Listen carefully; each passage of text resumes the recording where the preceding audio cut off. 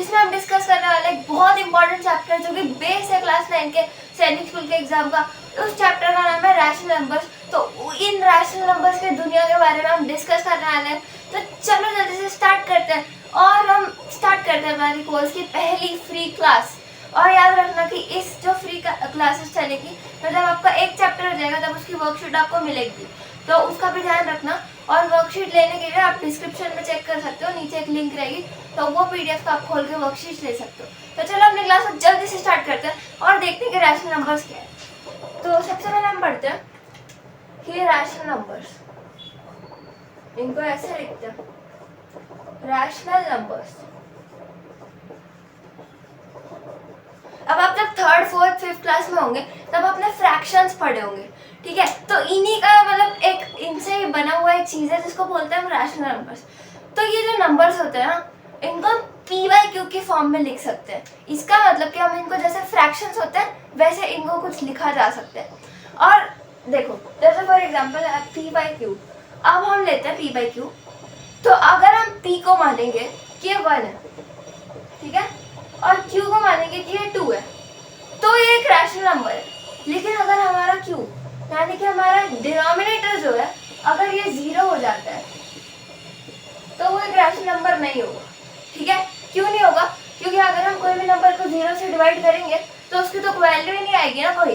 तो जैसे अगर आप डिवाइड भी सोचोगे कि करोगे तो 0 1 जा 0, 0 2 जा 0, 0 3 जा 0, तो ये डिवाइड ही नहीं होगा, इसलिए हो जाएगा अनडिफाइंड, मतलब ये एक रैशनल नंबर नहीं है। तो q 0 नहीं होना चाहिए, ये कंडीशन है रैशनल नंबर होने की। तो नंबर का p बाई क्यू के फॉर्म होना चाहिए और q 0 नहीं होना चाहिए। अब अगर आप सोच रहे हो कि रैशनल नंबर मतलब सिर्फ फ्रैक्शन जैसे 2/3, 4/5, 6/7, ऐसा नहीं है। अगर आप 3 4 5 को लोगे तो ये भी रैशनल नंबर हो सकते हैं। अब देखो कैसे हो सकता है। तो अगर आप लोगे 3 को तो 3 आप बोलोगे कि ये रैशनल नंबर नहीं है क्योंकि ये p बाई क्यू की फॉर्म में नहीं है। लेकिन ऐसी बात नहीं है, 3 के नीचे हम 1 लिख सकते हैं। 3/1 का मतलब भी 3 होता है। तो हर एक जो होल नंबर होता है वो होता है रैशनल नंबर। अब ये जो रैशनल नंबर आते हैं इनके अंदर आते हैं नेचुरल नंबर्स और होल नंबर्स। अब नेचुरल नंबर्स को हम नेचुरल क्यों बोलते हैं? क्योंकि जैसे आप कोई भी काउंट करते हो, जैसे मेरे पास अभी मार्कर है, 3 मार्कर है, तो अगर आप इन तीनों मार्कर को काउंट करोगे तो आप ऐसे काउंट करोगे 1 2 3, ऐसे तो नहीं काउंट करोगे 0 1 2, ऐसे नहीं काउंट करोगे। तो जो हमारे नंबर्स हमारे मुंह से डायरेक्ट नहीं निकलते हैं, नेचुरल वे में निकलते हैं, उन चीज़ों को, उन नंबर्स को हम बोलते हैं नेचुरल नंबर्स। तो नेचुरल नंबर स्टार्ट होते हैं हमारे 1 से, 1 2 3 4 5 6 7 8। लेकिन अब जो नंबर्स बना रहे थे लोग, उन्होंने सोचा कि अब ना ये काफ़ी नहीं है, मतलब वो सिर्फ नंबर बना पा रहे थे 1 2 3 4 5 6 7 8 9 तक। लेकिन उन्होंने सोचा ना कि हम एक 0 भी लगा देते हैं, तो उन्होंने एक 0 ऐड कर दिया। और जब उन्होंने एक 0 ऐड कर दिया तब नंबर कंप्लीट हो गए, उनका एक सेट बन गया। तो हम उन नंबर्स को बोलते हैं होल नंबर, मतलब वो नंबर होल हो गए, कंप्लीट हो गए, पूरे फुल हो गए। अब वो आगे नंबर्स बना सकते थे, जैसे कि 1 2 3 4 5 6 7 8 9 10 बना सकते थे, 20 बना सकते थे, 30 बना सकते थे, ऐसे वो नंबर्स को बना सकते थे। तो इन नंबर्स को कहा जाता है यह है होल नंबर्स। अब हम पढ़ेंगे कुछ प्रॉपर्टीज के बारे में जो कि रैशनल नंबर्स में रहती है। तो अब जो रैशनल नंबर्स की प्रॉपर्टीज रहती है वो बहुत कंफ्यूजिंग रहती है, लेकिन हम इसको बहुत ज़्यादा इजी वे में समझेंगे कि आपको सब समझ आ जाएगा। तो चलो अब इसकी प्रॉपर्टीज के बारे में थोड़ा समझ लेते हैं।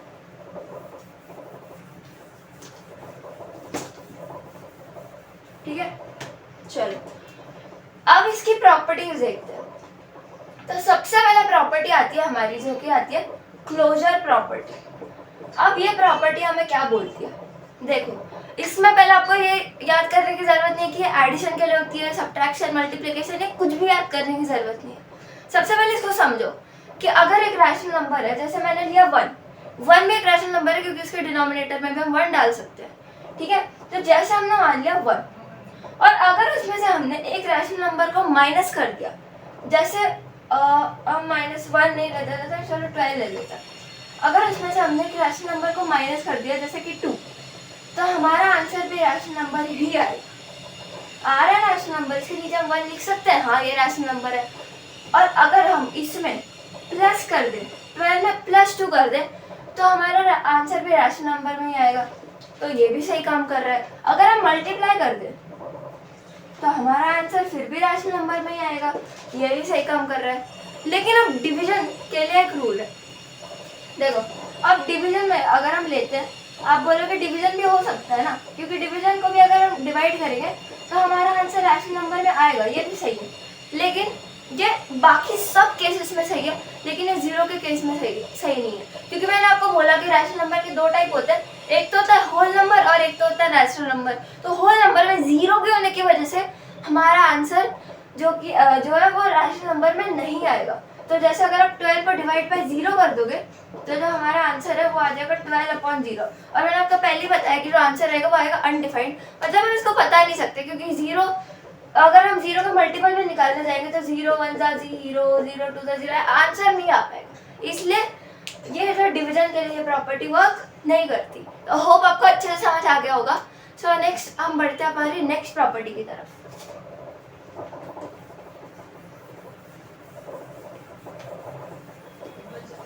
तो अब हम हमारी नेक्स्ट प्रॉपर्टी जो है वो है कम्यूटेटिव प्रॉपर्टी। तो ये प्रॉपर्टी में हम दोनों को एक साथ सीखेंगे। दो प्रॉपर्टी है, एक कम्यूटेटिव, ठीक है, एक कम्यूटेटिव और एक एसोसिएटिव। सी आता है यहाँ पे, एसोसिएटिव प्रॉपर्टी। तो ये दोनों प्रॉपर्टियां हमारी, इनको हम एक साथ पढ़ेंगे, क्योंकि इनमें ही हमें मेन कंफ्यूजन होता है। इन्हीं से हमारे क्वेश्चन, हमारे 4 मार्क कट जाएंगे मैथ्स के एग्जाम में अगर हमने इन प्रॉपर्टीज को गलत कर दिया। तो अब कम्यूटेटिव प्रॉपर्टी को आप क्या बोल सकते हो, इसको आप बोल सकते हो तो ऑर्डरिंग प्रॉपर्टी। ऑर्डरिंग प्रॉपर्टी, ठीक है। ऑर्डरिंग मतलब जैसे मेरे पास ये 2 मार्कर है, अब इन 2 मार्कर को मैंने एक को इधर रख दिया और एक को इधर रख दिया, तो मैंने इनका ऑर्डर चेंज कर दिया, यानी कि इसको यहाँ से यहाँ कर दिया, यहाँ से यहाँ कर दिया। तो अब ये हो गई कम्यूटेटिव प्रॉपर्टी। तो कम्यूटेटिव प्रॉपर्टी हमेशा 2 नंबर्स में होती है, 3 में भी हो सकती है फिर भी, लेकिन 2 नंबर्स में हमेशा होती है। ये एकदम क्लियर है कि ये प्रॉपर्टी 2 नंबर्स में होगी।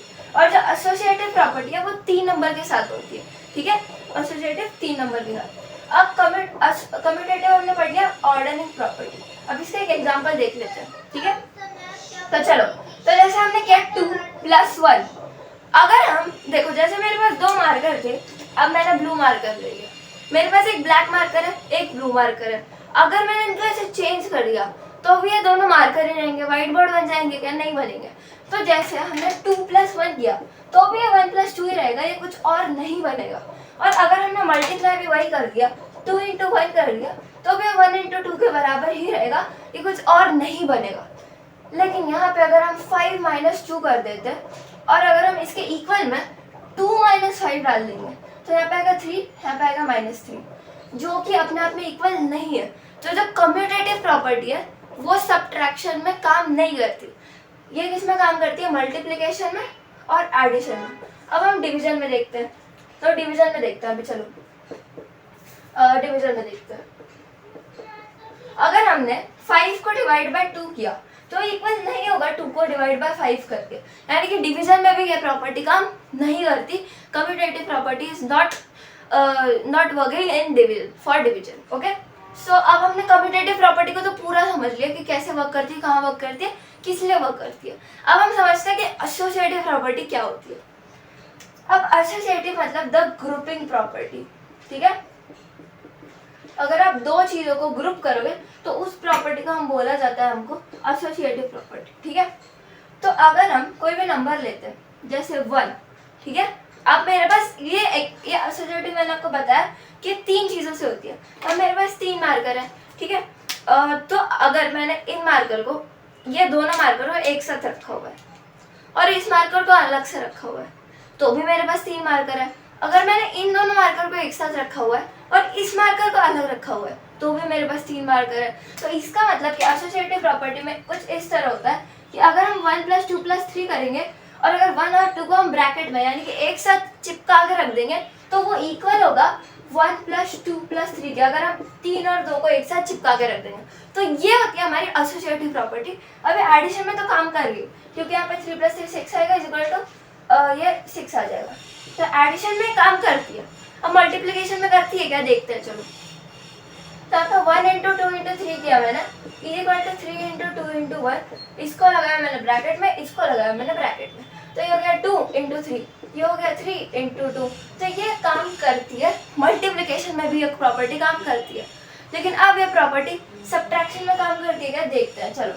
सो दिस इज 1 माइनस 2 माइनस 3, इन दोनों को ब्रैकेट में is equal to 1 minus 2 minus 3, तो यहाँ पे आ जाएगा -1 माइनस 3, जो कि इक्वल है -4 के, और यहाँ पे हमारा आंसर आ जाएगा -1, तो 1 माइनस 1 होता है +1 अगर आपको पता है तो, और ये आ जाएगा 2 के। सो -4 इज नॉट इक्वल टू 2, तो ये प्रॉपर्टी सब्ट्रैक्शन में नहीं काम करती, और डिवीजन में ऐसे आप समझ सकते हो कि डिवीजन में कोई भी प्रॉपर्टी काम नहीं करती। तो आई होप आपको एसोसिएटिव और कम्यूटेटिव प्रॉपर्टी में आज के बाद कोई भी दिक्कत नहीं आने वाली। Associative is the grouping property, अगर मैंने 3 मार्कर लिए उनको इसको चिपका के रख दिया तो वो इक्वल होगा इसके भी। और कम्यूटेटिव देखते हैं, अगर मेरे पास ये 2 मार्कर है तो वो इक्वल होंगे, इसको अगर मैं ऑर्डर कर दूँ तो ये 2 मार्कर के ही इक्वल होंगे। तो चलो अब जल्दी से नेक्स्ट प्रॉपर्टी देखते हैं, सो लेट्स गो। और अगर आपको वीडियो अच्छी लग रही है, पसंद आ रहा है तो लाइक कर देना और चैनल को सब्सक्राइब कर दो इस फ्री कोर्स को ज्वाइन करने के लिए, क्योंकि आपको वर्कशीट्स बाकी सारा और भी बहुत सारे मॉक टेस्ट और सब कुछ मिलने वाला है। So what are you waiting for, go and join the course. So अब हम देखते हैं अगली प्रॉपर्टी।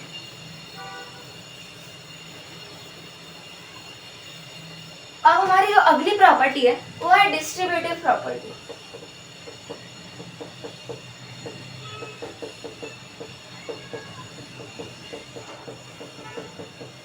ठीक है, जो हमारी अगली प्रॉपर्टी है वो है डिस्ट्रीब्यूटिव प्रॉपर्टी, जो कि बहुत इंपॉर्टेंट है।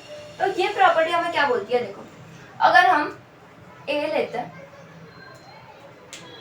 और यहाँ पे हम ब्रैकेट में लेते हैं b प्लस c, तो वो इक्वल होगा a into B plus a into C के। अब आपको, मुझे पक्का पता है कि आपको समझ तो बिल्कुल नहीं आने वाला, तो अब देखो अगर हम यहाँ पे एक नंबर लेते हैं, जैसे हमें एक नंबर दिखा, हमें दिखा 2 इंटू 3 प्लस 2 इंटू 4, हमने देखा कि दोनों में ना 2 सेम है, 2 कॉमन है, यहाँ पे 2 नंबर जो है वो कॉमन है, तो हमने 2 को बाहर निकाल लिया।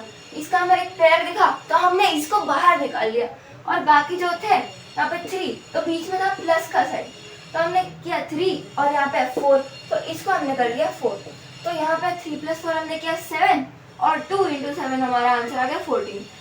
रादर देन हम कि इतना करें 2 3 = 6, 2 4 = 8, फिर इसको प्लस करके हमारा आंसर आएगा 14। हमने इस क्विक मेथड से हमारा आंसर निकाल लिया, तो यही है distributive property. This is known as the distributive property of addition over multiplication. तो ये एडिशन में काम करती है, और ये सब्ट्रैक्शन में काम करती है क्या, चलो देखते हैं। सब्ट्रैक्शन में काम करती है भी नहीं, तो यहाँ पे मैंने लिया a और ब्रैकेट में b minus C is equal to a into B minus a into C. तो अगर हम यहाँ पे लेंगे 2 ही ले लेते हैं, चलो 2 इंटू 6 माइनस 2 इंटू 5, तो यहाँ पे अब हम देखेंगे क्या ये इक्वल होती है कि नहीं सब्ट्रैक्शन में। तो यहाँ पे आ जाएगा 2 into 6 is 12 minus 2 into 5 is 10, तो इस साइड पे हमारा आंसर आ रहा है 2। लेकिन अब हम इस मेथड से करते हैं, तो 2 हमारा कॉमन आ जाएगा बाहर, एंड b मतलब 6 जो है वो है यहाँ पे b, और जो 5 है वो यहाँ पे c, माइनस कर देंगे क्योंकि माइनस का है, तो यहाँ पे हमारा आंसर आ जाएगा 2 into 1 which is equal to 2। ये दोनों इक्वल है, तो हमें पता चलता है कि ये जो प्रॉपर्टी है वो एडिशन में काम करती है और सब्ट्रैक्शन में काम करती है। तो चलो अब आगे बढ़ते हैं। अब हमारी सारी प्रॉपर्टीज खत्म हो गई है, अब हम देखेंगे additive identity and additive inverse, और मल्टीप्लिकेटिव आइडेंटिटी और मल्टीप्लिकेटिव इनवर्स। तो चलो जल्दी से स्टार्ट करते हैं। सो ये है हमारी एडिटिव आइडेंटिटी। अब इन दोनों को भी हम एक साथ ही समझेंगे ताकि आपको क्लियर हो जाए। और ये है हमारा एडिटिव इनवर्स, तो यहाँ पे आप समझ लेना कि इनवर्स है। और ये हमारी मल्टीप्लिकेटिव आइडेंटिटी, और मल्टीप्लिकेटिव इनवर्स। देखो अब आइडेंटिटी मतलब क्या होता है कि हमारी शक्ल, अगर हम खुद को मिरर में देखेंगे तो हम वही सेम दिखेंगे। तो अगर एक नंबर को भी खुद को मिरर में दिखाना है तो उसको वही सेम दिखना पड़ेगा। अगर उसकी सिक्योरिटी चेक हम करेंगे तो उसका फेस सेम ही होना चाहिए, है ना, उसको पता नहीं लग जाना चाहिए कि वो चोर है या कौन है, ठीक है। तो इस चीज को हम बोलते हैं एडिटिव आइडेंटिटी। अगर हम एक नंबर को किसी भी नंबर में ऐड करेंगे क्योंकि एडिटिव है तो इसलिए हमें ऐड करना पड़ेगा। तो एक ऐसे नंबर में ऐड करना पड़ेगा जिससे उसकी आइडेंटिटी चेंज नहीं होगी, वो का वही रहेगा और वो पकड़ा नहीं जाएगा। तो देखो अगर हम 2 में क्या ऐड करेंगे जो 2 आ जाए तो आप बोलोगे कि 0 ऐड करेंगे, क्योंकि 2 - 2 करेंगे तो 0 आ सकता है। और मल्टीप्लिकेटिव आइडेंटिटी, हम एक नंबर में क्या मल्टीप्लाई करें कि हमारा आंसर जो है वो 2 आ जाए, तो आप बोलोगे कि 1 मल्टीप्लाई करेंगे, क्योंकि 2 1 होता है 2। तो हमारी एडिटिव आइडेंटिटी हो गई 0 और मल्टीप्लिकेटिव आइडेंटिटी हो गई 1। 0, अगर हम कोई भी नंबर में 0 ऐड करेंगे तो नंबर वही रहेगा, और अगर हम कोई भी नंबर में 1 को मल्टीप्लाई करेंगे तो भी वो नंबर वही रहेगा। अब हम देखते हैं कि एडिटिव इनवर्स क्या होता है। सो जल्दी से बात करते हैं एडिटिव इनवर्स की। अब देखो, अब हमने जो आइडेंटिटी थी उसमें तो हमने सेम कर दिया उसको, लेकिन इनवर्स में हम उस नंबर का उल्टा करेंगे, और वो भी एडिशन के फॉर्म में। तो कैसे करेंगे उल्टा? देखो अगर कोई भी नंबर हमारी ऐसे दी हुई है, ऐसे दिया हुआ है कोई भी नंबर, +2 लिखा हुआ है यहाँ पे, तो +2 को कैसे करेंगे हम?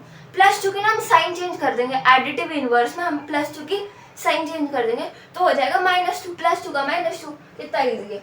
अगर हम +3 लेंगे तो उसका हो जाएगा -3, +4 लेंगे उसका हो जाएगा -4। तो ये होता है एडिटिव इनवर्स, जो कि बहुत ईजी है। अब इनमें कुछ भी हार्ड की चीज़ें नहीं है, फिर भी बहुत सारे लोग गलत करके आते हैं एग्जाम में। कोई बात नहीं, आप मुझसे सीखोगे तो सब समझ आ जाएगा, ये मेरी गारंटी है। और सब्सक्राइब कर लो ताकि आप कोर्स को ज्वाइन कर लो और आपको सारी नोटिफिकेशंस और अपडेट्स मिलते रहे, वो भी फ्री में। अब हम बात करते हैं मल्टीप्लिकेटिव इनवर्स की।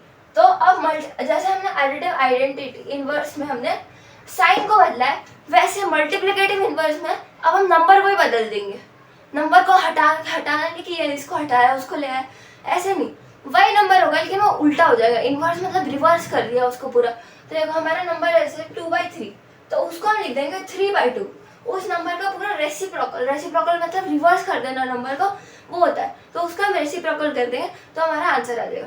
अभी आप सिर्फ ऐसे नहीं, फ्रैक्शन में नहीं, आप होल नंबर में भी ये कर सकते हो। तो अगर आप 2 लोगे तो 2 का रेसिप्रोकल हो जाएगा 1/2, क्योंकि इसके नीचे तो 1 है ना, तो 1 ऊपर चला जाएगा और 2 नीचे चला जाएगा।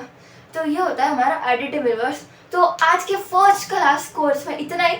अगर आपको वीडियो अच्छी लगे तो लाइक कर दो और सब्सक्राइब कर दो, ताकि आपको कोर्स से रिलेटेड सारे जो भी वीडियोस है वो आते रहे। हम धीरे धीरे करके मैथ्स करेंगे, रीजनिंग करेंगे, साइंस करेंगे, सोशल साइंस एंड हमारा जो इंग्लिश है वो सब कवर करेंगे। लेकिन आपको सब्सक्राइब करना पड़ेगा ताकि आपको सारी वर्कशीट्स मिल जाए। और वीडियो को लाइक कर देना अगर पसंद आ रहा है तो। आपको मेरी मेहनत कैसी लगी कमेंट्स में बताना। और आज की वीडियो में इतना ही, मिलते हैं नेक्स्ट डे पे। Thank you.